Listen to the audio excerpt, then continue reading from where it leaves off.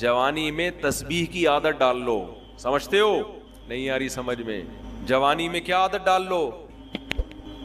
نبی صلی اللہ علیہ وسلم نے فرمایا، صحیح بخاری کی آخری حدیث، کلیمتان خفیفتان علی اللسان ثقیلتان فی المیزان حبیبتان الی الرحمن سبحان اللہ وبحمدہ سبحان اللہ العظیم. دو کلمات زبان پہ بہت ہلکے، ترازو میں بہت بھاری اور رحمان کو بہت محبوب. ایک سبحان اللہ وبحمدہ، دوسرا سبحان اللہ العظیم. یہ آپ نے اگر جوانی میں اپنے آپ کو ذکر کا عادی بنا دیا، بڑھاپا بڑا اچھا گزرے گا. ہماری مسجد میں ایک بزرگ ہیں، پابندی سے تراویح پڑھتے ہیں. آج فجر میں پتہ چلا کہ روزانہ 20 پارے تلاوت کا معمول. میرا خیال ہے 70 سال عمر تو ہوگی. 70 سال میں روزانہ کتنے پارے پڑھ رہے ہیں؟ 20. کیا یہ عادت انہوں نے بڑھاپے میں ڈالی ہے؟ بڑھاپے میں اتنی ہمت نہیں ہوتی. یہ عادت کب سے پڑھی ہوئی ہوتی ہے؟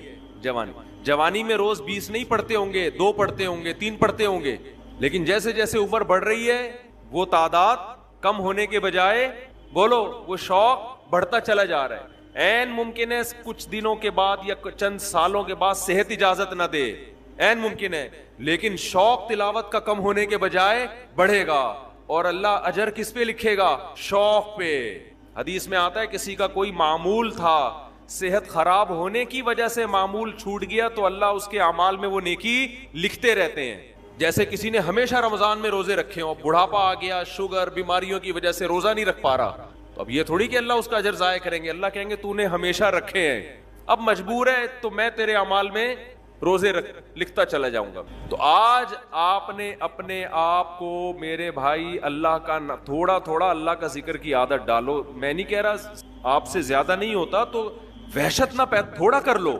آج تھوڑا کرو گے، کل اس تھوڑے میں ایسی لذت ہوگی کہ اللہ اس مقدار کو بڑھا دے گا. حدیث میں آتا ہے سبحان اللہ والحمد للہ ولا الہ الا اللہ واللہ اکبر، یہ کلمات احب الی اللہ مما طلعت الشمس او کما قال صلی اللہ علیہ وسلم. سورج جن چیزوں پہ طلوع ہوتا ہے، ظاہر ہے سورج تو پوری دنیا پہ طلوع ہوتا ہے، ان تمام چیزوں میں اللہ کو سب سے زیادہ محبوب یہ کلمات ہیں. اور دیکھو اس میں اللہ کا کوئی فائدہ نہیں ہے. اللہ کی آپ حمد و ثنا کریں، اللہ کا کوئی فائدہ نہیں ہے. اللہ یہ چاہتے ہیں میرے بندے اپنی زبان سے میرا نام لیا کریں. اللہ کو اس بات کی خوشی ہوتی ہے. ہمارے حضرت ایک شعر پڑھا کرتے تھے، یہ جو اہل اللہ ہوتے ہیں نا ان کو ذکر کی بڑی عادت پڑ جاتی ہے. بار بار اللہ کا نام لیتے لیتے نا، شروع میں تو انسان کو عادت نہیں ہوتی، جب نام لیتا ہے بار بار ذکر، تو پھر اس کا ٹائم اللہ کے ذکر کے بغیر پاس نہیں ہوتا. پھر اس کو ایک کمی محسوس ہوتی ہے. کسی کو چائے کی عادت پڑ جائے، چرس کی عادت پڑ جائے، سگریٹ کی عادت پڑ جائے، نہیں ملے تو تڑپتا ہے نا. تو جس کو ذکر کی عادت پڑتی ہے نا، اس کو جب ذکر کا ٹائم نہ ملے تو اس کا دل پریشان ہوتا ہے، اس کو اللہ کے نام میں ایک چسکا آنے لگتا ہے. لیکن یہ پہلے دن نہیں ہوگا، عادت ڈالنی پڑے گی. تو روز آنا اس کا معمول بنا لیں، 100 دفعہ صبح 100 دفعہ شام تسبیح کا معمول بنا لیں. اس سے کیا ہوگا؟ ابھی شاید دل نہ لگے آپ کا، لیکن جیسے جیسے عمر بڑھے گی اللہ کے نام کا چسکا لگنا شروع. بڑھاپا بہت اچھا گزرے گا، اللہ کو یاد کر کے گزرے. کھوپڑی شریف میں بات آ رہی ہے کہ نہیں آئی؟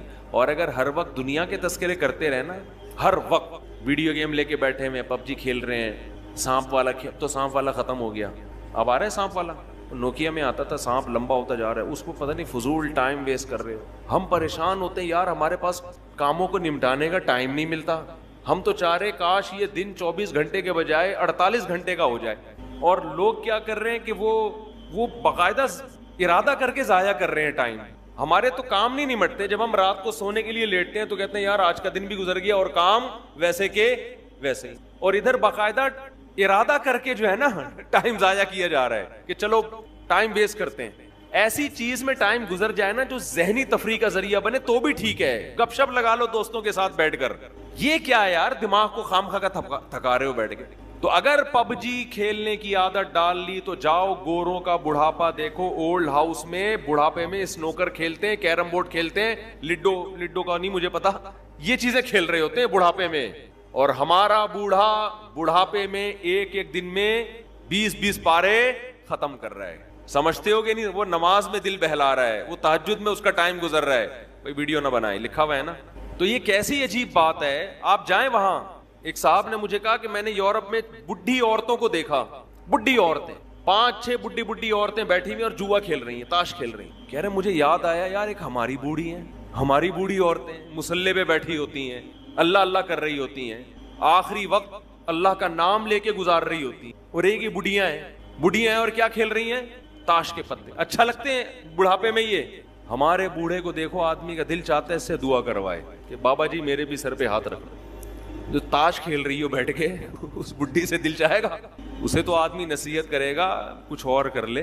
تھوڑے دنوں میں اتنا راشا آئے گا نا ہاتھوں میں, تھوڑے دنوں میں, کہ ایک پتے کے بجائے 2 گر رہے ہوں گے, 2 پتے ایک ساتھ گر رہے ہوں گے. تو اس لیے کارآمد بنا لو, کچھ تھوڑا بہت اللہ کا نام لے لیا کرو. تمام دوائیں بچوں کی پہنچ سے دور رکھو. ایک اعلان کرنا ہے بس. پھر مسجد کمیٹی کی طرف سے ایک اعلان ہے, وضو خانہ, انڈر گراؤنڈ ٹینک اور باتھ روم اسٹور جو کہ کافی پرانے ہو گئے ہیں اور اب نئے سرے سے بنانے کی شدید ضرورت ہے. اس سلسلے میں آپ سے مالی تعاون کی درخواست ہے. اس کام میں تقریباً 20 سے 22 لاکھ کا خرچہ آ رہا ہے. یہ جو ہمارا وضو خانہ ہے, بہت سے نلکے ایسے ہیں آدمی جب بیٹھتا ہے تو ہوا بھی نہیں آ رہی ہوتی اس میں سے. ہوا آئے تو کم از کم آدمی تھوڑا سا سانس لے لے اس میں بیٹھ کے. خراب ہو گئے نلکے, اس کو ریپیئر کرنا ہے وضو خانے کو. اور اللہ بھلا کرے, یہ ٹینک ہمارا مسجد کے سامنے بہت پرانا ہے, گل گیا ہے, سڑ گیا ہے. میرا خیال ہے کتنے سال ہو گئے اس کو, 40 سال تو ہو گئے ہوں, 40 سال سے زیادہ ہو گئے. تو یہ بھی بوڑھا ہو گیا ہے. ہمارا ارادہ دوسرا ٹینک بنانے کا ہے مسجد میں, سمجھ رہے ہیں, یہاں صحن میں نا اچھا سا صاف ستھرا سا دوسرا ٹینک بنے گا تو صدقہ جاریہ ہے. اپنے لیے بھی کر سکتے ہیں, اپنے والدین, کسی کے مرحوم والدین ہوں ان کی نیت سے بھی کر سکتے ہیں. تیسرا جو ہمارا یہ باتھ روم ہے نا, یہ والا اعتکاف والوں کے لیے بہت چھوٹا ہے, ان کو دور جانا پڑتا ہے, اس کی صفائی کا بڑے مسائل ہیں. تو یہ باتھ روم کو بھی ریپیئر کرنا ہے. سمجھتے ہیں کہ نہیں سمجھتے؟ تو اس کے لیے یہ پیسوں کے بغیر اسباب کی دنیا میں ممکن نہیں. سمجھتے ہو؟ گورنمنٹ کا کوئی ایسا ادارہ نہیں ہے جو مسجدوں میں آ کے پوچھتا ہو کہ جی یہاں کیا ضرورت ہے تو یہ لیجئے. حکومت کا ایسا کوئی پروگرام نہیں ہے, تو یہ پبلک ہی کرتی. تو پبلک کا ہی کام ہوتا ہے. تو یہ آپ لوگوں کی میرا خیال ہے ذمہ داری ہے. کر لیں گے تو ثواب ملے گا, نہیں کریں گے تو آپ کی مرضی ہے. کیا خیال ہے؟ ہم تو اپنے گھر سے وضو کر کے آ جاتے ہیں, ہمیں تو کوئی ضرورت نہیں ہے. وہ کیا تھا ان کے, وہ لڈن جعفری یاد آ رہے ہیں. لڈن جعفری زندہ ہوتے کتنی اب تک مزید میمز بن چکی ہوتی. مر گئے, یہی اسٹائل تھا نا ان کا, مر گئے, کیا تھا وہ بھول گیا یار, زندہ ہو گئے, بس وہ بھی پورا نکل گیا دماغ سے. وہ بڑا مزہ آتا تھا. ابھی بھی میں سنتا ہوں بہت سارے لوگوں کی تقریریں, بڑی لمبی لمبی ادھر ادھر کی پھینک رہے ہوتے ہیں, تھوڑا انٹرٹین. پب جی سے اچھا ہے, پب جی کھیلنے سے اچھا ہے کہ دماغ فریش کرنے کے لیے نا فیس بک پر 2-4 اس طرح کے لوگوں کی تقریریں سن لیا کرو. بڑی لمبی لمبی پھینک رہے ہوتے ہیں, تو ان کے پھینکنے کے اسٹائل کو دیکھ کر نا آدمی تھوڑا سا فریش ہو جاتا. پہلے ایک چینل آیا کرتا تھا, وہ نام نہیں میں لوں گا, فتنہ ہوگا. جب میں تھک جاتا تھا وہ چینل دیکھا کرتا تھا, اس میں کیلے ویلے قبلے کی طرف رخ اس طرح کی چیزیں اس میں دکھا رہے ہوتے تھے, کہ بڑا دماغ فریش ہو جایا کرتا تھا. تو اس طرح کی چیزیں دیکھ لیا کرو, یہ پب جی سے بہرحال بہتر ہے. تو خیر میں آپ سے یہ عرض کر رہا ہوں کہ مسجد کمیٹی کی طرف سے گزارش ہے, رمضان میں ویسے بھی صدقہ کرنے کا ثواب ڈبل ہو جاتا ہے, اور یہ تو سیدھا سیدھا صدقہ جاریہ ہے. ٹینک بنے گا, نمازی وضو کریں گے, ثواب آپ کے کھاتے میں. اصل میں یہ چیزیں ہم دنیا میں دیکھ نہیں رہے ہیں نا, اللہ نے یؤمنون بالغیب, غیب کے پردوں میں چھپا دی ہیں ساری چیزیں. تبھی جس کا آخرت پر ایمان ہوتا ہے وہ کرتا ہے, جس کا ایمان نہیں ہوتا. اب دیکھو کوئی ایسا بزنس ہو جس میں آپ کو یقین ہو کہ 1 لاکھ روپے دوں گا تو اگلے مہینے پروفٹ 2 لاکھ ہوگا, تو ہر آدمی نوٹوں کی گڈیاں لے کے, قرضے لے کے آ کے کھڑا ہوا ہوگا, چوری کر کے لا کے دے رہا ہوگا کہ یار میں اس سے بعد میں معافی مانگ لوں. تو غیب کے پردوں میں اللہ نے جو چیز ڈال دی ہے تو وہ غیب نہیں. حضرت عثمان رضی اللہ تعالیٰ عنہ نے کنویں خرید کے وقف کیے, کتنا آج تک وہ وقف کنویں موجود ہیں. آج تک حضرت عمر کا وہ وقف باغ مدینہ میں موجود ہے. حضرت عمر نے باغ خرید کے اللہ کے نام پہ وقف کر دیا, آج بھی وہ مدینہ میں موجود ہے.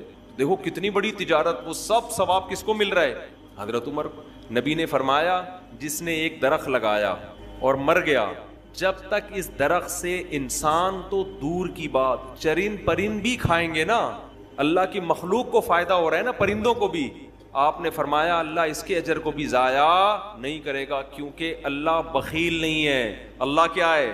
قدردان ہے. وہ تو تھوڑے کا بہت زیادہ دیتا ہے. تو وہ نوٹ کر رہا ہے سب چیزیں. اس لیے اس میں بڑھ چڑھ کر حصہ لیں. یہ دینے کس کو ہیں؟ پیچھے بیٹھے ہوئے. مسجد کی رسید مسجد الفلاحیہ لکھی ہوگی تو وہ رسید لازمی لیں. سمجھتے؟ کافی ہو گیا.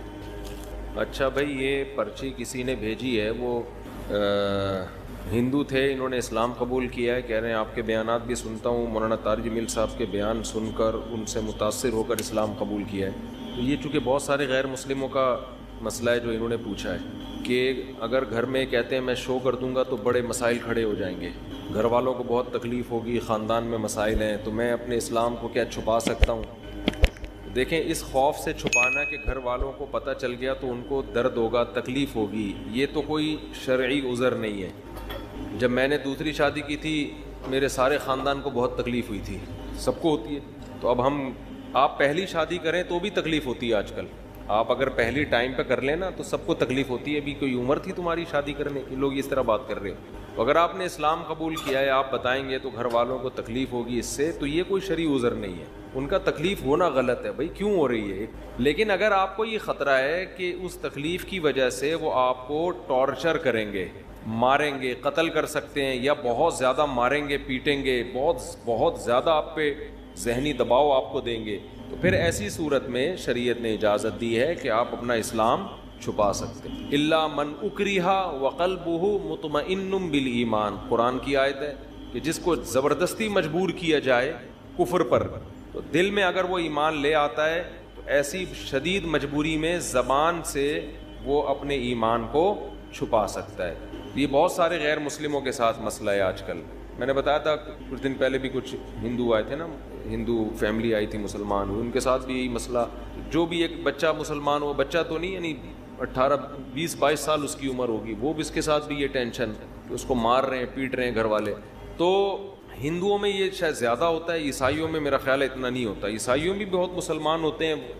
جو میرے ہاتھ میں کبھی کوئی مسلمان ہوا ہے تو ان کے گھر کی طرف سے کوئی عام طور پر کوئی ٹینشن نہیں ہوتی, تھوڑا براڈ مائنڈڈ ہوتے ہیں لگتا ہے کرسچن لوگ. تو اب مسئلہ یہ ہے کہ ایسی مجبوری میں آپ اپنا ایمان چھپا سکتے ہیں. روزہ رکھ لیں, آپ روزے میں کہیں سفر پہ چلے جائیں یا کچھ ایسا تدبیر اختیار کر لیں. نماز بہرحال ہر صورت میں پڑھنی پڑے گی, چھپ کے پڑھ لیں, جیسے تیسے بہت سارے مواقع انسان کو چھپ کے پڑھنے کے ملتے ہیں نماز. تو اس طرح سے کچھ کر لیں گزارا. دعا کرتا ہوں اللہ آپ کو استقامت نصیب کرے. اور یہ کہتے ہیں وہ بڑے خوش قسمت لوگ ہیں جو مسلم گھرانے میں پیدا ہوئے ہیں. واقعی وہ بڑے خوش قسمت ہیں. ہمیں چونکہ قدر نہیں ہے, ہمارے ہاں تو نیکی نہ کرنا مشکل ہے, ہمیں تو اللہ نے نیکی پہ مجبور کر دیا ہے. تو جو روزہ کھائے گا وہ پٹے گا, صحیح ہے نا. رکھنا آسان ہے, کھانا مشکل ہو گیا ہے. تو یہ اللہ کی نعمت ہے کہ ہم جیسے نالائقوں کے لیے اللہ نے آسان کر دیا. قربانی تو ان غیر مسلموں کی ہوتی ہے جو قربانی دے کر آتے ہیں, پورا خاندان بائیکاٹ کرتا ہے اور پھر بھی وہ اپنے دین اور مذہب پہ قائم رہتے ہیں. تو قدر کرنی چاہیے. مفتی صاحب ہم نے ایک ہی میت کا جنازہ پڑھا اور دوسرے مقام پر اسی میت کا جنازہ کیا ہم خود پڑھا سکتے ہیں, یعنی امامت کر سکتے؟ تفصیل سے بتائیں. ایک شخص ایک ہی میت کا جنازہ کئی دفعہ پڑھ سکتا ہے. ایک شخص ایک میت کا جنازہ بھی ایک دفعہ پڑھے گا اور میت کا جنازہ بھی ایک ہی دفعہ ہوگا, 2 دفعہ جائز نہیں ہے. جنازہ عبادت ہے, عبادتیں توقیفی ہوتی ہیں. توقیفی کا مطلب جیسے نبی سے منقول ہے ایسے ہی کرنا پڑے گا. ہمارے نبی سے کبھی کسی کے 2 دفعہ جنازہ منقول نہیں ہے, سمجھتے ہیں. تو اس لیے یہ جو آج کل میتوں کے ڈبل جنازے ہو رہے ہیں, ایک شہر میں اور ایک اپنے گاؤں میں, یہ غلط طریقہ ہے, ناجائز ہے, اس کو چھوڑ دینا چاہیے. ایک صورت میں 2 دفعہ جنازے کی اجازت ہے کہ میت کا جو والی وارث تھا اس کی پرمیشن کے بغیر کسی نے پڑھا دیا. جیسے میت کا بیٹا ہے, وہ کہہ رہا ہے ٹھہرو میں آ رہا ہوں, اور آپ نے پڑھا دیا, پھر اس کو یہ رائٹ ہے کہ وہ جنازہ ریپیٹ کروا سکے. لیکن اگر اس نے پرمیشن دے دی ہے, اس کو پتا ہے کہ شہر میں جنازہ ہو رہا ہے, اب وہ بھی دوبارہ نہیں پڑھا سکتا, تو اس رسم کو ختم کرنا چاہیے, یہ ٹھیک نہیں ہے. مفتی صاحب کیا ہم کسی شخص کو حجام کی دکان بنوا کر ٹھیکے پر دے سکتے ہیں؟ کیا اس کی کمائی حلال ہوگی حرام ہوگی؟ آپ کے لیے حلال ہے, آپ نے تو بال کاٹنے کے لیے دی ہے. اب وہ اگر داڑھی بھی کاٹ رہا ہے اور غیر شرعی بال بنا رہا ہے تو یہ اس کا ہیڈک ہے. آپ کے لیے دکان کرائے پہ دینا جائز ہے. مفتی صاحب میرے ایک دوست نے آپ کا بیان سن کر اپنی چاچا کی بیٹی سے چھپ کر نکاح کر لیا. میں نے بیان میں کبھی بھی چھپ کے نکاح کرنے کی ترغیب نہیں دی ہے. چاچا کی بیٹی سے نکاح کر لیا میرا بیان سن کے, بہت اچھی بات ہے. چھپکے کا لفظ میں نے نہیں کبھی بھی کہا, یہ اپنی طرف سے جس نے بھی کیا خود کیا. اچھا میرے بھائی, جب کہ ان کا رشتہ بھی آپس میں, ایک تو رومن اس میں لکھتے ہیں نا, اردو کو تو اردو اسٹائل میں لکھا کرو یار, اردو رسم الخط کا بیڑا غرق ہو جائے گا. جب کہ ان کا رشتہ بھی آپس میں ہوا ہوا ہے, اس نکاح کے بعد اب وہ ملتے بھی ہیں. پوچھنا یہ تھا کہ نکاح جائز ہے, اور اگر لڑکا فوت ہو جائے تو کیا حکم ہے؟ لڑکی پر عدت لازم ہوگی, یہی حکم ہے. اگر لڑکا فوت ہو جاتا ہے تو 4 مہینے 10 دن عورت عدت پوری کرے گی. یہ چھپن چھپائی میں یہی مسائل کھڑے ہوتے ہیں. کتنی خواتین ہیں کہتی ہیں, فون کر کے بتاتی ہیں کہ ہم نے چھپ کے نکاح کیا ہوا تھا, اب ہمارے گھر والے اس رشتے پہ راضی نہیں ہو رہے, کوئی دوسرا رشتہ آیا ہے ہمارے لیے, تو یہ دوسرا بندہ طلاق نہیں دے رہا. اگر طلاق دیتا ہے تو میری جو شادی کی ڈیٹ طے کی ہے اس میں تو عدت ہی پوری نہیں ہو رہی, اور عدت کے دوران نکاح کالعدم ہوتا ہے, زنا ہے وہ. تو ایسے کام مت کرو جس میں بعد میں ندامت اور شرمندگی ہو, سمجھتے ہیں؟ تو اگر یہ میاں مر گیا تو 4 مہینے 10 دن کی عورت کو عدت گزارنی پڑے گی, سمجھتے ہو؟ طلاق دے گا تو بھی عدت ہوگی, 3 مینسز عدت ہوگی, اس کے بعد کہیں نکاح کر سکتی ہے. میرا مسئلہ گولڈ کا ہے. تقریباً 17-18 سال سے میرے پاس سونا پڑا ہوا ہے, تقریباً 3.5 تولہ. اس پر زکوٰۃ ہے یا نہیں؟ اگر 3.5 تولے سونے کے علاوہ 1 روپیہ بھی آپ کے پاس موجود تھا تو پھر سونے کا نصاب نہیں بنتا, پھر دونوں کو مرج کیا جاتا ہے, دونوں کی ویلیو کو, پھر 52.5 تولہ چاندی کا حساب ہوتا ہے. تو 3.5 تولہ سونا جو ہے یہ 52.5 تولہ چاندی کی ویلیو سے زیادہ ہوتا ہے, تو اس لیے اس پر زکوٰۃ ہوگی. 7.5 تولے پر اس وقت زکوٰۃ ہوتی ہے جب آپ کے پاس 7.5 تولے سونے کے علاوہ کچھ بھی نہ ہو. 1 روپیہ بھی آپ کے پاس آ گیا نا تو پھر دونوں کو مرج کر کے ان کی ویلیو نکالی جاتی ہے, پھر ویلیو پہ زکوٰۃ ہوتی ہے, گولڈ پہ نہیں ہوتی, پھر ویلیو ہے اس کی, اور ویلیو میں چاندی کی ویلیو دیکھی جاتی ہے جو 52.5 تولہ چاندی. تقریباً ہر مہینے 1000 یا 1500 روپے شوہر دیتا ہے جو ضروری چیزیں لینے میں پہلے سے ختم. بھائی آپ پر یہ لازم ہے کہ آپ ہر مہینے اپنی جیب خرچی سے تھوڑے تھوڑے پیسے بچا کے رکھیں اور پھر اس پہ زکوٰۃ ادا کریں. آپ عورت پر لازم ہے اپنے گولڈ کی زکوٰۃ دے. وہ خواتین کہتی ہیں ہم کہاں سے دیں, نہیں ہوتا تو گولڈ بیچ کے دیں, سمجھ رہے ہیں؟ اب پھر خواتین کو یہ ہوتا ہے کہ ہاں زکوٰۃ اتنے پیسے ہمارے اس میں نکل جائیں گے, تو زکوٰۃ میں تو پیسے ہی نکلتے ہیں بھائی. ایسا تو نہیں ہوتا نا کہ آپ پیسے بھی نہ دیں اور زکوٰۃ بھی ادا ہو جائے.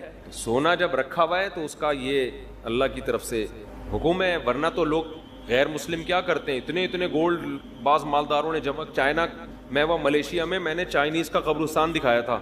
ملیشیا میں نے ایک ولاگ بنایا, چائنا کے جو کروڑ پتی لوگ ہیں نا وہ اس قبرستان میں دفن ہوتے ہیں, ابھی بھی یوٹیوب پہ پڑا ہوگا. وہ اتنی دولت کے انبار لے کے دنیا سے جب جا رہے ہوتے ہیں نا تو رو رہے ہوتے ہیں کہ یار کروڑوں روپے ہمارے ہیں اور ہم مر رہے ہیں, کیونکہ پیسہ ہمیشہ جمع کرنے میں لگایا ہوتا ہے, خرچ کرنے کی توفیق ملی نہیں ہوتی. پھر وہ کیا کرتے ہیں, اس قبرستان میں کروڑوں روپے کی قبر خریدتے ہیں. وہ قبرستان غریب آدمی کے لیے نہیں ہے, کروڑوں روپے کی قبریں ہوتی ہیں, ان قبروں میں ان کے ساتھ ان کا پیسہ دفن ہوتا ہے.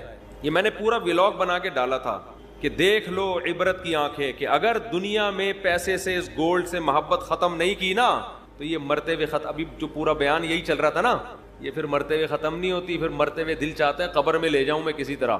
تو اب بحریہ ٹاؤن کا پلاٹ تو قبر میں لے جا نہیں سکتا, تو وہ کہتا ہے بیچ کے پیسہ لے جاؤں میں. تو پیسے میں کیا ہے کہ وہ پھر وہاں لوگوں نے گڑبڑیں شروع کر دی. جب اتنا پیسہ دفن ہوتا میت کے ساتھ تو چور ڈاکو سرنگ بنا کے قبروں سے پیسہ نکال کے لے جاتے. پھر وہاں قبرستان کی مینجمنٹ نے یہ کیا, کیونکہ وہ تو قبرستان والوں کا بزنس ہے, انہوں نے کہا بھائی یہ مہنگے, یہ بہترین بزنس بتایا میں نے آپ کو, جگہ خریدیں, بولے اس میں صرف مالدار لوگ دفن ہوں گے, قبر اتنے کی ہے VIP قبر, اور اس میں جناب ڈاکٹر عامر لیاقت کا ایک قبرستان میں بیان کروا دیں آپ شب برات کے موقع پہ, ٹھیک ہے نا.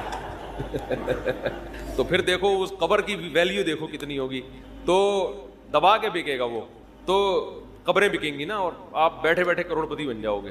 خود غریب میں دفن ہو جاؤ, غریبوں کے قبرستان میں. قبریں تو اندر سے ایک ہی جیسی ہوتی ہیں, چاہے مالدار کی ہو یا غریب کی ہو, اندر سے حساب میں کوئی فرق نہیں ہے. تو آپ نے وہ, میں نے وہاں بلاگ بنایا.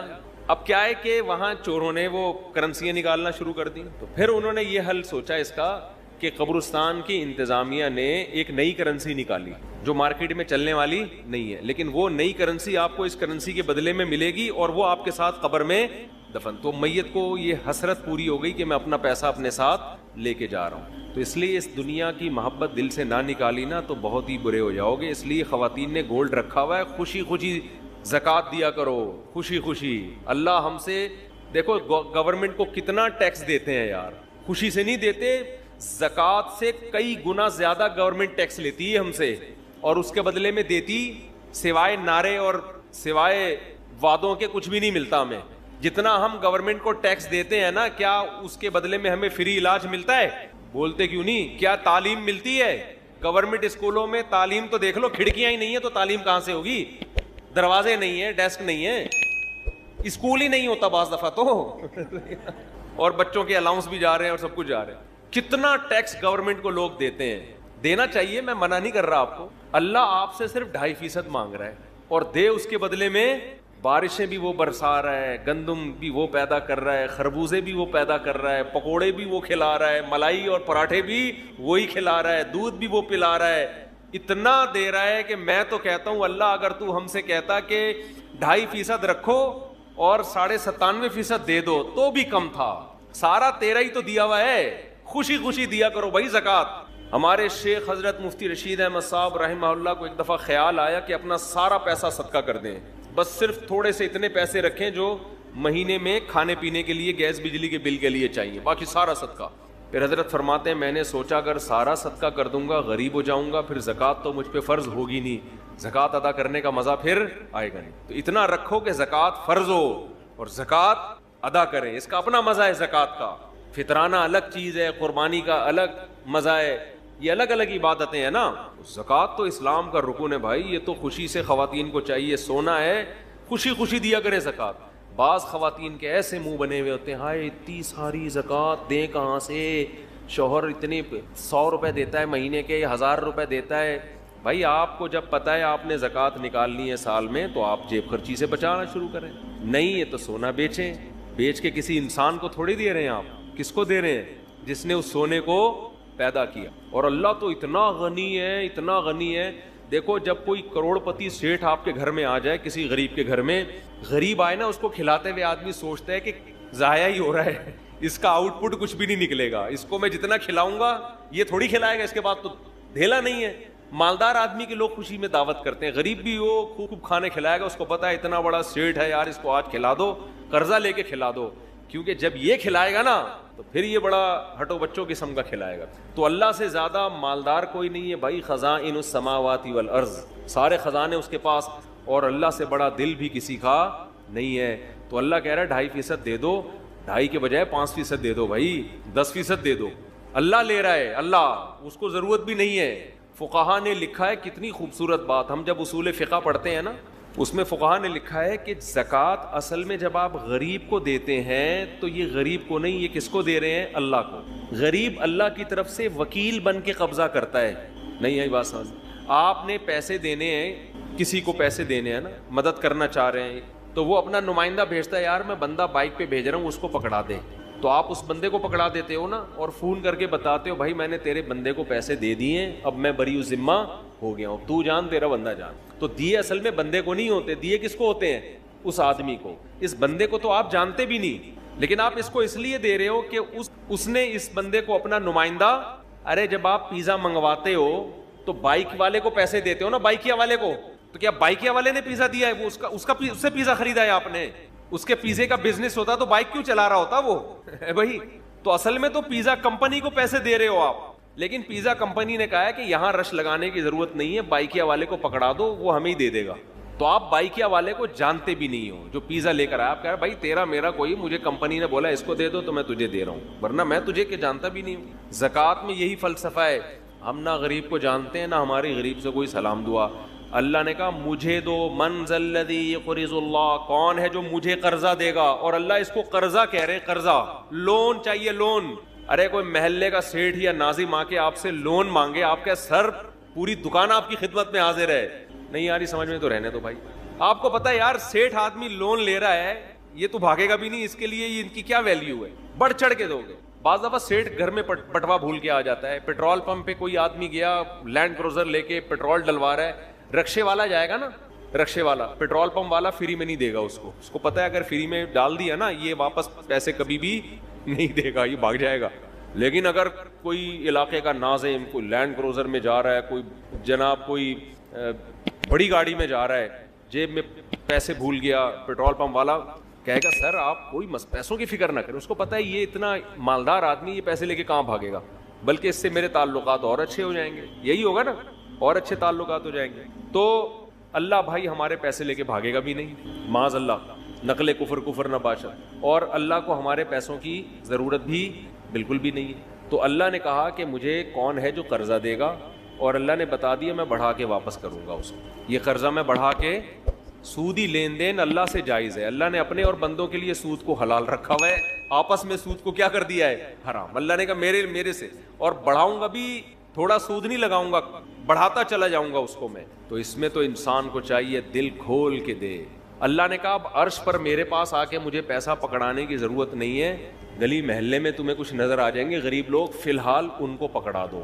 تو یہ اصل میں غریب آدمی قبضہ کرتا ہے کس کی طرف سے, اللہ کی طرف. تبھی تو قرآن کہتا ہے کہ ہمارے نیک بندے جب غریبوں کو کھلاتے ہیں تو ان سے کہتے ہیں لا نرید منکم جزاء ولا شکورا, ہمیں تم سے شکریہ نہیں چاہیے کیونکہ ہم تمہیں نہیں کھلا رہے, اصل میں تو ہم کس کو دے رہے ہیں, اللہ کو دے رہے ہیں. ہمارا اللہ کا لیں گے, تم تو درمیان میں جو ہے نا ایک وکیل بن کے آ گئے ہو, تم تو وکیل بن کے آ گئے ہو.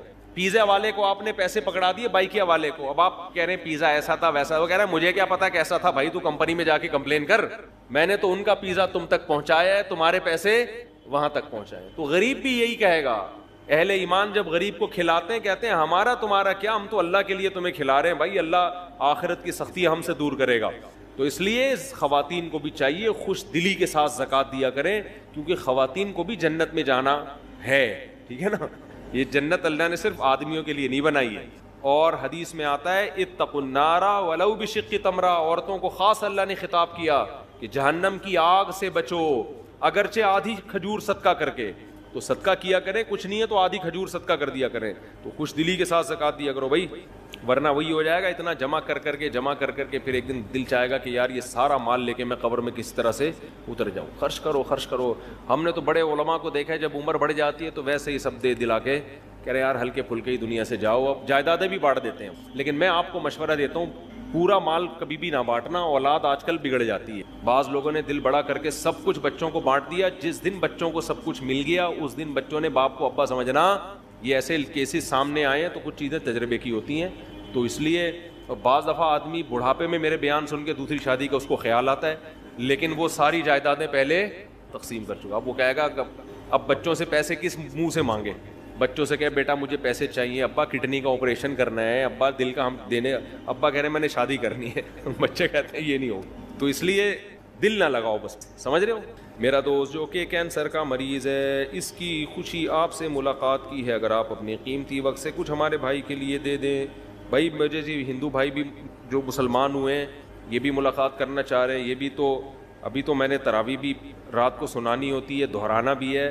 اگر میں ابھی یہ ٹائم ملاقاتوں میں لگا دوں گا تو شام کو اٹکن آنا شروع ہو جائے گی. جب میں تراویح پڑھتا ہوں نا تو پھر اٹکوں گا تو پیچھے پبلک کھڑے ہوئے وہ برا بلا کہیں گے یار کیا ہو گیا یہ. تو ابھی تو بالکل ٹائم نہیں ہے, تو پھر ہم کوئی ٹائم انشاءاللہ متعین کر کے ملاقات کا ٹائم دیں گے انشاءاللہ. عثمان بھائی سے رابطہ کر لیں, جو غیر مسلمان ہوتے ہیں ہم ان کو تو لازمی ٹائم دیتے ہیں, ان کو تو کبھی ہم نے منع نہیں کیا. تو اور جو کوئی معذور ہو یا بیمار ہو, جیسے یہ کینسر کے مریض ہیں, تو ضرور انشاءاللہ ٹائم دیں گے. لیکن اس کا ایک طریقہ لکھا ہوا ہے, وہاں عثمان بھائی کا نمبر ہے, ان سے کانٹیکٹ کریں, ٹائم لے کے آ جائیں, پھر میں انشاءاللہ ٹائم دے دوں. کیا خودکشی کرنے والے کے لیے دعائے مغفرت کر سکتے ہیں, اور دیگر کیا احکامات ہیں خودکشی کرنے والوں کے؟ خودکشی کرنا کبیرہ گناہ ہے, اور ایسا گناہ ہے جس سے توبہ کی توفیق ہی نہیں ملتی, کیونکہ مر جاتا ہے انسان. توبہ کا دروازہ زندگی میں کھلا ہے, مرنے کے بعد نہیں ہے. ہر گناہ میں انسان توبہ کا آپشن ہوتا ہے, خودکشی میں توبہ کا آپشن اس نے خود ہی ختم کر دیا. تو لیکن دعائے مغفرت جائز ہے اگر وہ مسلمان تھا, اس لیے کہ جرم کیا اس نے, جہنم میں جائے گا, تو اس کے لیے دعا کی جا سکتی ہے کہ اللہ اس کو اس عذاب سے بچا لے. تو دعا کا آپشن اللہ نے دیا ہے. ہاں یہ ضرور ہے کہ جو آدمی خودکشی کرے تو کسی بھی علاقے کے بڑے عالم کو, بزرگ کو, مشہور شخصیت کو اس کا جنازہ نہیں پڑھانا چاہیے, بائیکاٹ کرنا چاہیے. نبی صلی اللہ علیہ وسلم نے ایسا ہی کیا تھا. خودکشی کسی نے کی, جنازہ لایا گیا, آپ نے نہیں پڑھایا, حالانکہ آپ رحمت للعالمین تھے, لیکن آپ نے بائیکاٹ کیا جنازے کا. تو صحابہ کو منع نہیں کیا لیکن خود نہیں پڑھایا آپ. تاکہ لوگوں کے دل میں اس جرم کی برائی بیٹھے کہ یہ بہت بڑا جرم ہے کہ ہمارے نبی نے جنازہ پڑھانے سے انکار کر دیا. تو اس لیے خودکشی چھوٹا جرم نہیں ہے, جنازہ بھی ہوگا اس کا, لیکن علماء کو چاہیے کہ وہ, اور ہر جو بھی بڑا گناہ گار ہوتا ہے نا, کھلے عام گناہ کرتا ہو, اس کا یہی حکم ہے. شریعت پھر روک دیتی ہے کہ کسی مشہور شخصیت کو, بڑے آدمی کو, جس کو لوگ بڑا سمجھتے ہوں, اس کو بائیکاٹ کر دینا چاہیے تاکہ لوگوں کے دل میں اس گناہ سے نفرت پیدا ہو. سمجھتے ہیں؟ سورہ یاسین بہت اہم سورت ہے. اس میں اللہ تعالیٰ نے واقعات بھی بیان کیے, اپنی قدرت کی باتیں بھی بیان کی, اور موت کے بعد دوبارہ زندگی پر جو اعتراضات ہوتے ہیں اس کو بھی اللہ نے بیان کیا. قرآن الحم سے لے کے والناس تک ایک ہی بات سمجھاتا ہے, ہم آزاد نہیں ہیں, ہم کسی کے غلام ہیں. اچھا, اس دعوے میں جو سب سے بڑی رکاوٹ بنتی ہے نا, جو چیز اس بات کو سمجھنے میں, وہ یہ بنتی ہے کہ اگر کامیابی اس کا نام ہے کہ اللہ کی غلامی اختیار کی جائے, تو پھر وہ لوگ جو کافر ہیں, وہ غیر مسلم ہیں, وہ جو مانتے ہی نہیں اللہ کو, ان کی اتنی ترقی کیوں ہے؟ دیکھنے میں کامیاب کون لگتا ہے؟ وہ لوگ لگتے ہیں. قرآن ان مضامین کو بار بار دہراتا رہتا ہے. سورہ یاسین میں بھی اللہ نے دہرایا ہے کہ اس ظاہری ترقی سے, اس ظاہری چمک دھمک سے, اس ظاہری تعیش اور عیش پرستی سے دھوکہ مت کھاؤ. یہ دنیا امتحان گاہ ہے, ایگزامینیشن ہال ہے. ایگزامینیشن ہال میں رزلٹ اناؤنس نہیں ہوتا, رزلٹ کی اناؤنسمنٹ کے لیے اللہ نے آخرت کا دن رکھا ہے. آخرت قائم ہوگی,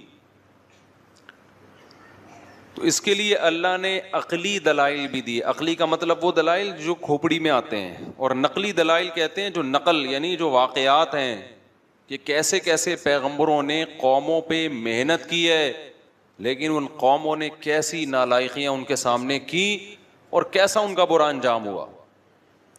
تو ہم یہاں سے شروع کرتے ہیں. اللہ نے فرمایا وَاضْرِبْ لَهُمْ مَثَلًا أَصْحَابَ الْقَرْيَةِ, اے نبی آپ ان کو ایک بستی والوں کا واقعہ سنائیں.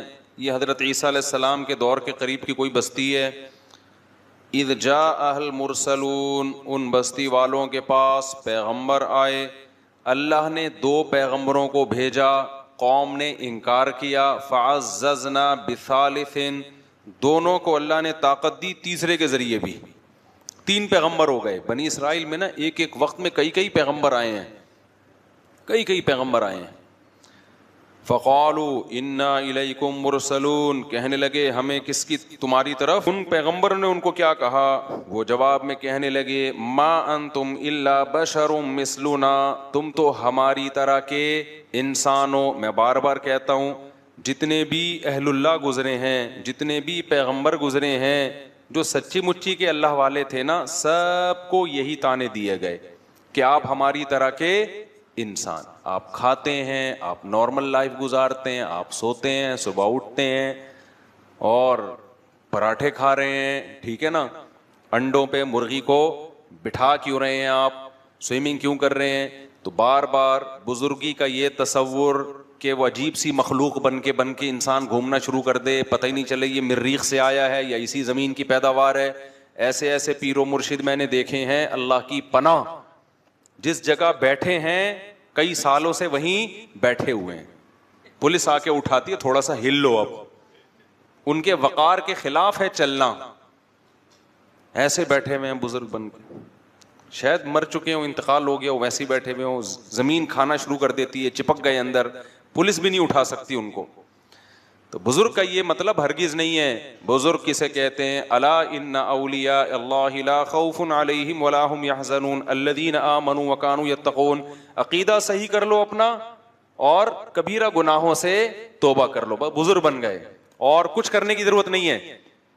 باقی سارے جیسے نارمل رہتے ہیں, کاروبار کرتا ہے آدمی, صبح جاتا ہے دفتر سے, گھر آ کے بیوی سے پٹتا نہیں ہے, یعنی گھر آتا ہے تھوڑا بہت بیگم سے اونچ نیچ بھی ہو جاتی ہے, کبھی محلے والوں سے, کبھی کرایہ نہیں دے رہا, مالک مکان وہ کرایہ دار, تو کبھی اس سے اونچی آواز سے بات ہو گئی. تو یہ جو نارمل ہوتے ہیں نا یہی بزرگ ہوتے ہیں. کوئی الگ سے کوئی بزرگ مخلوق, بزرگ کو کبھی کبھی غصہ بھی آتا ہے, جب اس کے ساتھ کوئی بدتمیزی کرے گا تو اس کو چپیٹ بھی دیتا ہے کبھی کبھار وہ بیٹھ کے. ایسا بزرگ نہیں ہوتا کہ اتنے پولائٹ اخلاق کہ ان کے ساتھ جو مرضی کر لو ان کو غصہ نہیں آئے گا. یوٹیوب پہ ویڈیوز آ جاتی ہیں نا, کوئی چیخ رہا ہے, ابے یہ دیکھو اخلاق پہ بیانات کرتے ہیں, ابھی کیا کر رہے ہیں یہ چیخ رہے ہیں. بھائی غلط ہو رہا ہے تو چیخے گا نہیں تو کیا کرے گا وہ. ایسا تصور بنا لیا ہے نا کہ بالکل یہ بلٹ پروف قسم کا بزرگ ہے جس پہ کسی کا اثر ہی نہیں ہوتا.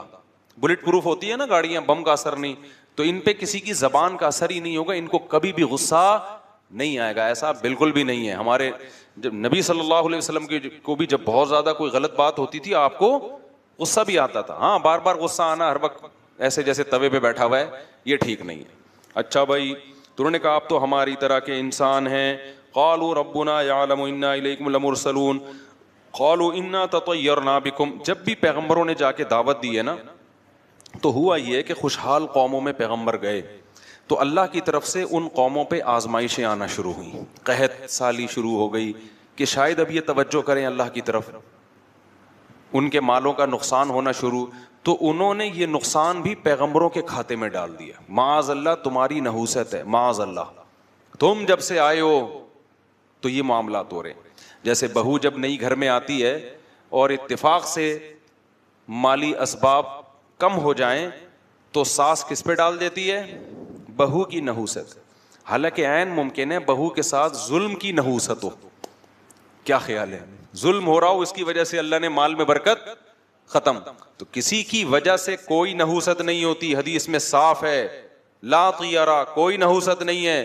نحوست صرف بدعمالیوں کی ہوتی ہے, اس کے علاوہ کسی چیز کی نحوست اسلام میں نہیں ہے. کوئی کالی بلی گزر گئی, کوئی کتا آ گیا, کوئی یہ ہو گیا, یہ کوئی نحوست وحوست نہیں ہوتی. نحوستیں ہوتی ہیں تو کس چیز کی, بولو نا, بدعملی کی.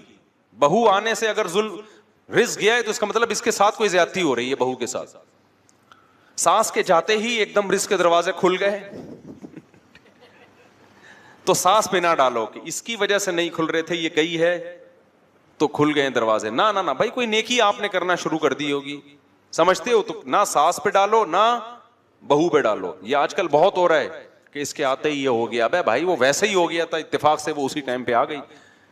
اب مجھے ایک بات بتاؤ, میں کسی کے گھر جاؤں, میں ایک جگہ کسی کے, زیادہ نہیں بتا بہت لمبا بات ہو جائے, ہم کسی کے گھر گئے اور اتفاق سے وہاں کسی کو اللہ نہ کرے اللہ نے کہا کرنٹ لگ گیا. بولے یار مفتی صاحب جب آئے تھے تو کرنٹ لگا ہے, اس سے پہلے آج تک ہمارے گھر میں کسی کو کرنٹ نہیں لگا. یہ بلی ڈالنی تھی کہ الیکٹرک والوں پر, کہ الیکٹرک والوں پر ڈالنی تھی, الیکٹریشین جو گھر میں تاریں صحیح جوڑ کے نہیں گیا اس پہ ڈالنی تھی, ماں باپ جنہوں نے بچوں کی کیئر نہیں کی ان پہ ڈالنی تھی. ڈال کس پہ دی, یہ مفتی صاحب آئے تھے اسی دن کرنٹ لگا ہے. او بھائی یہ اتفاق ہوتے ہیں, اس میں کسی پہ آپ بلی نہیں ڈال سکتے, حرام ہے, گناہ کبیرہ ہے, بدگمانی ہے, جائز نہیں ہے. چلو آگے. تو وہ کہنے لگے کہ آپ کی بدشگونی ہے, جب سے آپ لوگ آئے ہیں نا یہ کبھی قحط ہو رہا ہے, کبھی مال میں نقصان, حالانکہ اللہ ان کو متوجہ کر رہا ہے کہ ان کی بات مانو, لیکن انہوں نے کس پہ ڈال دیے, پیغمبروں پہ, ان کی وجہ سے ایسا ہو رہا ہے. تو کہنے لگے, پیغمبر نے فرمایا تمہاری نحوست تمہارے ساتھ ہے, یہ تمہاری بدعمالیوں کی نحوست ہے. وجاء من اقصى المدینة رجل یسعى, قوم کو وہ تینوں پیغمبر سمجھا رہے ہیں, قوم کی سمجھ میں نہیں آ رہا. یہ کون سا علاقہ تھا, تاریخ خاموش ہے, بہت سے حضرات نے کہا انطاکیہ نہیں ہے ترکی کا, جہاں بھی زلزلہ آیا ہوا ہے اس جگہ کا واقعہ ہے.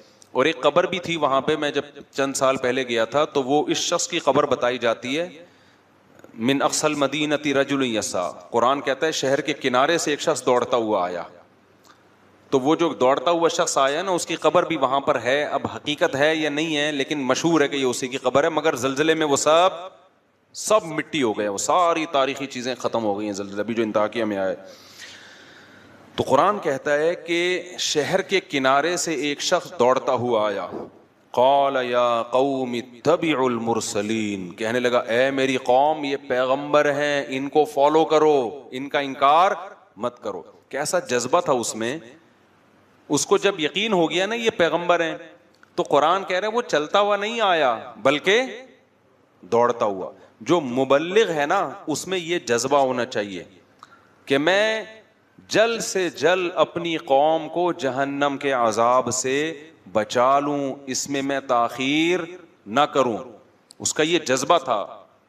جو اسرائیلی روایات ہیں ان میں ہے، جس کے بارے میں حدیث میں آتا ہے کہ نہ ان کا انکار کرو نہ اقرار کرو، اور بیان کرنے میں کوئی حرج بھی نہیں ہے، نبی نے خود اجازت دی.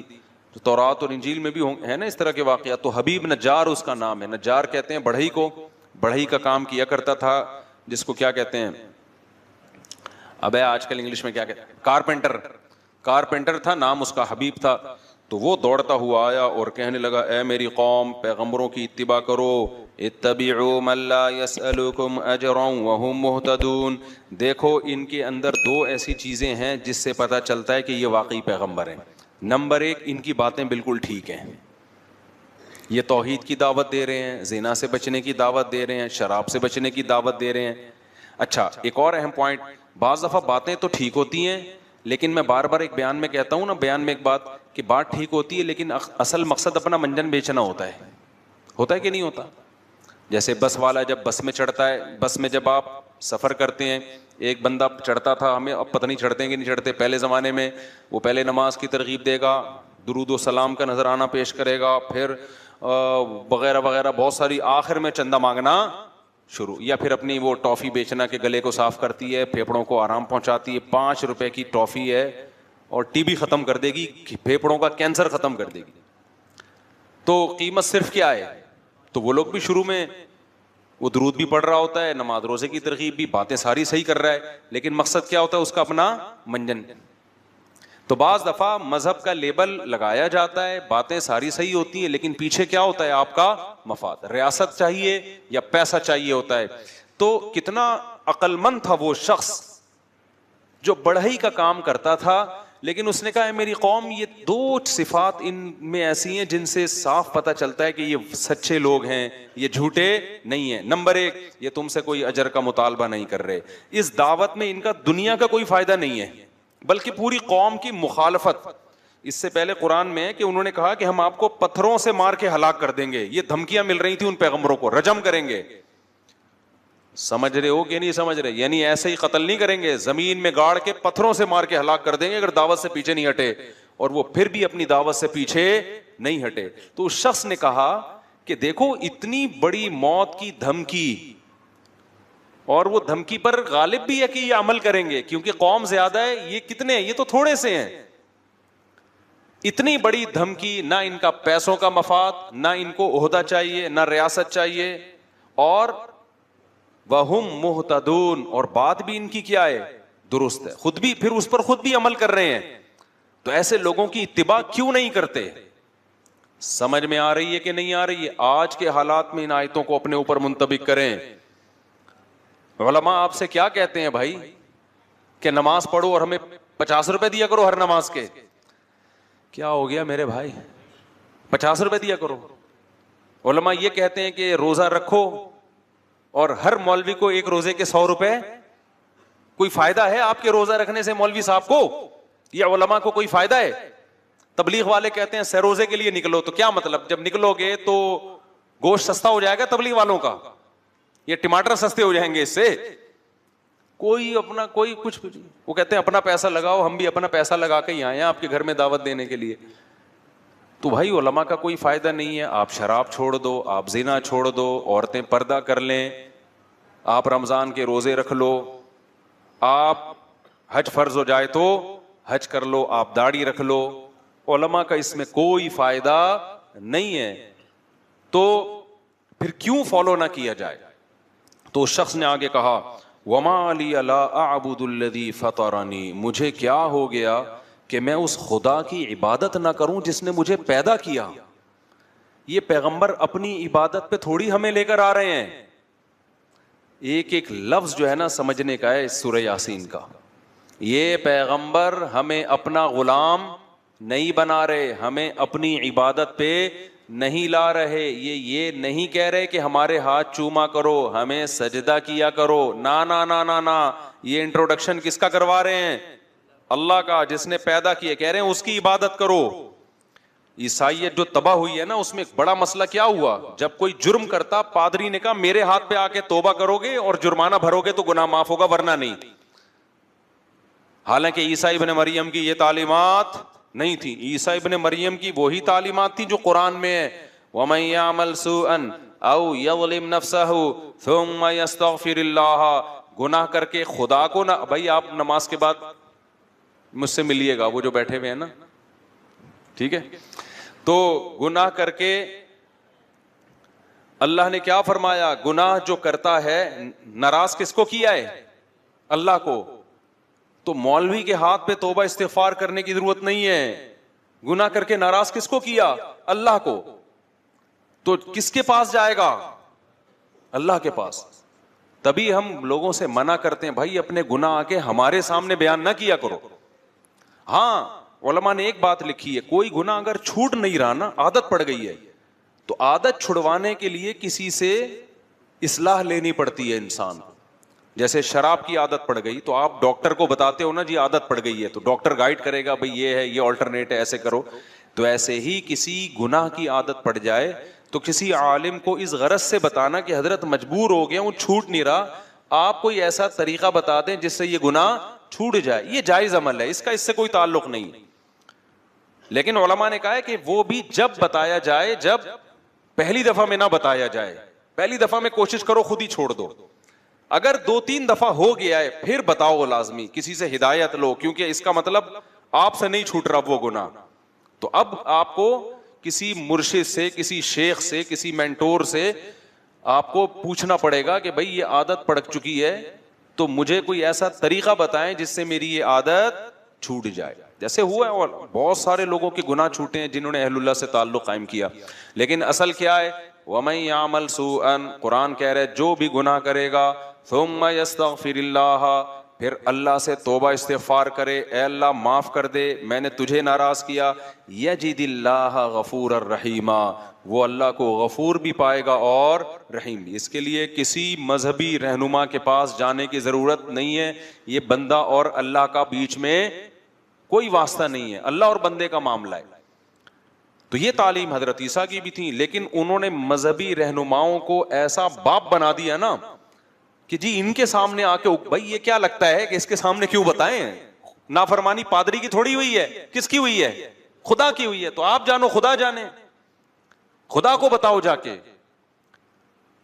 تو یہ قرآن کی تعلیمات. تو اس نوجوان نے کیا کہا, وَمَا لِيَ لَا أَعْبُدُ الَّذِي, ارے مجھے کیا ہو گیا, انداز دیکھو تبلیغ کا, مجھے کیا ہو گیا, لا اعبد الذی فطرنی, جس نے مجھے پیدا کیا, سب سے قریب ہے میرے, سب سے بڑا میرا محسن. ہم خود تھوڑی پیدا ہو گئے ہیں, اپنی قوم کو سمجھا رہا ہے کہ اے میری قوم, ہم آٹومیٹیکلی خود بخود پیدا نہیں ہو گئے, کوئی تو ہے نا جس نے بنایا ہے. جس نے ہمیں بنایا ہے یہ ہمیں اس کے قریب کر رہے ہیں, اس کی عبادت پہ لگا رہے ہیں. وَإِلَيْهِ تُرْجَعُونَ, اور ہم نے لوٹ کے بھی ادھر ہی جانا ہے. اینڈ ہمارا کیا ہوگا, یا تو اس دنیا میں ہمیشہ کے لیے آئے ہوتے, کبھی مرنا ہی نہ ہوتا, پھر جو مرضی کرتے. جانا بھی اینڈ میں کدھر ہے, خدا کو منہ دکھانا ہے, تو بچ کے جا کہاں سکتے ہیں. تو کتنی معقول بات کر رہے ہیں یہ پیغمبر, اس میں کون سی ایسی بات ہے جس کو غلط کہا جائے. دیکھو اس قوم کی کھوپڑی میں یہ باتیں نہیں آ رہی تھی, آپ لوگ کی کھوپڑی میں تو آ رہی ہیں نا, کیا خیال ہے. تو پھر کر لو نا عمل میرے بھائی, برائی چھوڑ دو, توبہ کر لو اللہ سے. سارے لڑکیوں کے نمبر اپنے موبائل سے بلاک کر دو. وہ نہیں کریں گے, وہ نہیں کرے گا بھائی. تو ایسا دین اللہ کو کیا کرنا ہے بھائی, جب تم اپنی ساری خواہشات افطاری میں آ کے بیٹھ جاتے ہو پکوڑے کھانے کے لیے. تو پورے دین کو فالو کرنا پڑے گا. تو نکال دو اپنے موبائل سے, بلاک کر دو سب. صرف نکاح کا راستہ ہے آپ کے لیے, نکاح کے علاوہ کوئی اور راستہ اللہ نے حلال نہیں کیا, اس کا عذاب ہے, حساب دینا پڑے گا. یہ بھنگی اور چماروں کا کام ہے گرل فرینڈ رکھنا. جو پیغمبر اور پیغمبروں کے طریقے کو فالو کرتے ہیں وہ بھنگیوں اور چماروں والے کام نہیں رکھتے. گدھے گھوڑوں کا کام ہے فزیکل ریلیشن. انسان, پیغمبروں کا جو راستہ ہے وہ انسانوں کا راستہ ہے, وہ صرف فزیکل ریلیشن نہیں ہے, وہ اصل میں ریلیشن ہے جس کے بعد بہت سارے حقوق ایک دوسرے کے متوجہ ہو جاتے ہیں. سمجھتے ہو کہ نہیں سمجھتے. آگے چلتے ہم. انی آمنت بربکم فاسمعون.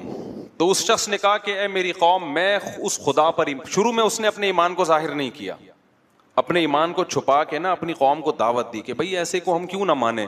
اس کے بعد جب قوم نے نہیں مانا تو اس نے صاف اعلان کر دیا انی آمنت بربکم، دیکھو میں تمہارا